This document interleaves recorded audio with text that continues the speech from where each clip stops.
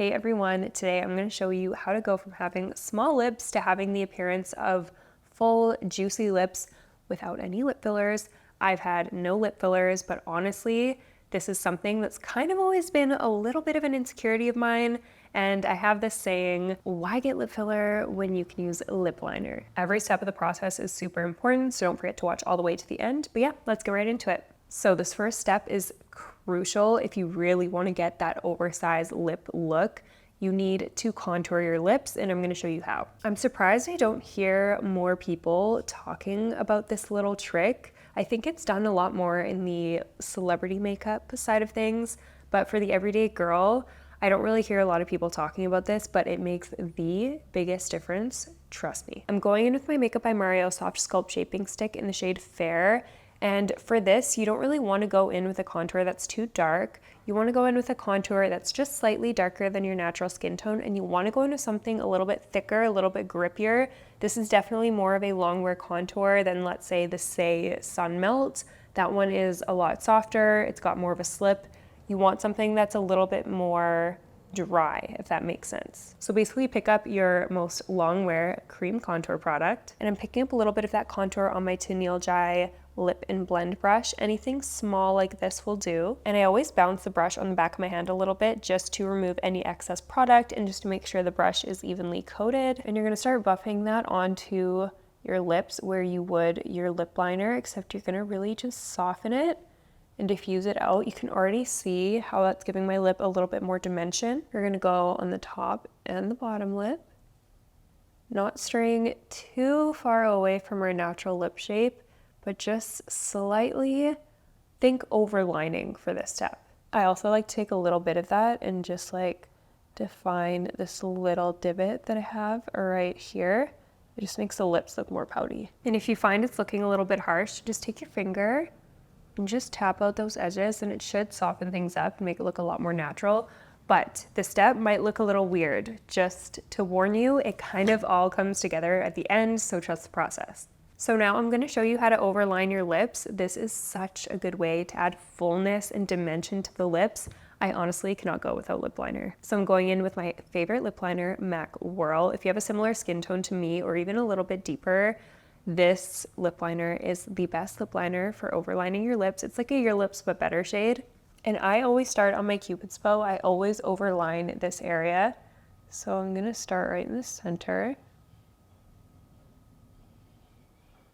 And you can see I'm going slightly outside of my natural lip shape here.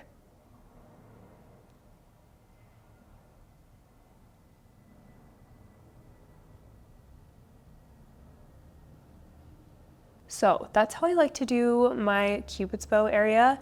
You can tell it's not too overlined, but I definitely added some volume. A little tip I like to give people is, you know, that little white border that goes around your lips? You kind of want to just go right on top of that if you want the most natural look. Obviously, you can go way more dramatic than this. But for me, when I do my lips like this, it just looks like I have naturally full lips. It doesn't really look like I overdrew my lips, which I personally like that. As far as the rest of the top lip, I just follow my natural shape all the way to the outer corners. Sometimes when you overline on your outer corner, it can almost give you like clown lips a little bit. You want most of the volume to be right in the center for that very plump, pouty look.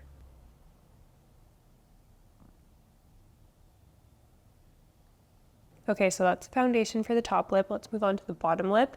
Again, like I said, we want the center to be the most full, so I'm going to overline right here on the center of my bottom lip.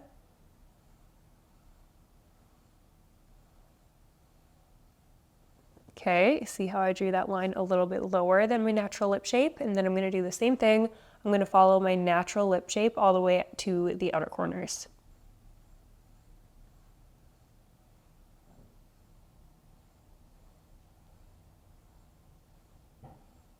So that's phase one of lip liner. Let's move on to phase two.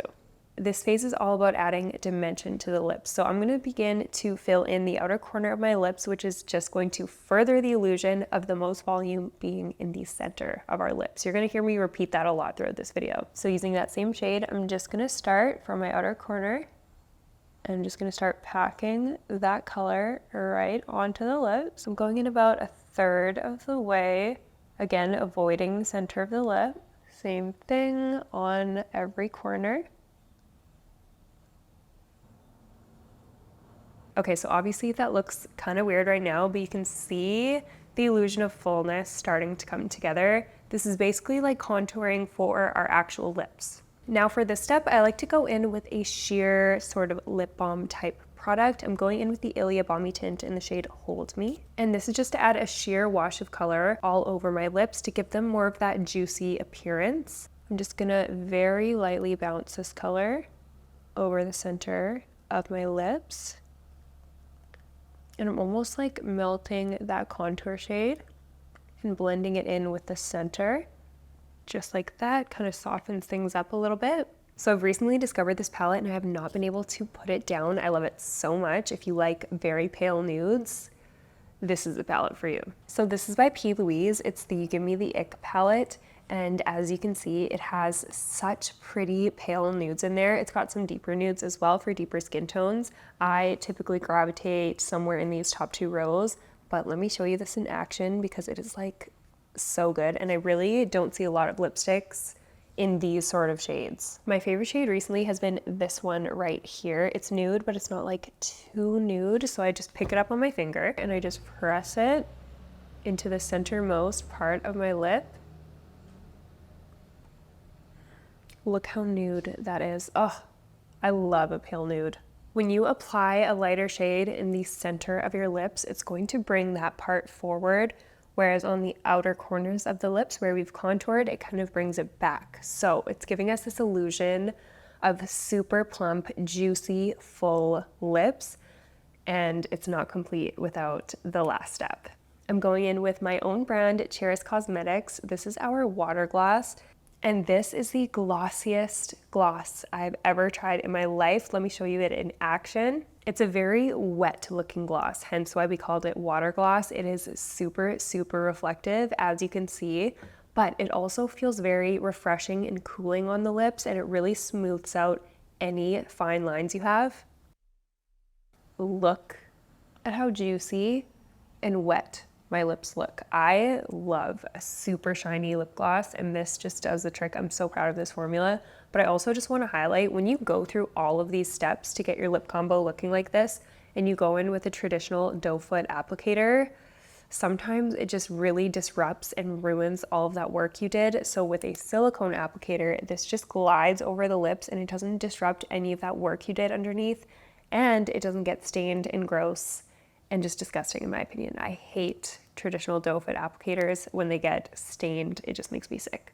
This lip combo is such a confidence booster. It's how I go from having small lips to having the appearance of more full, juicy lips.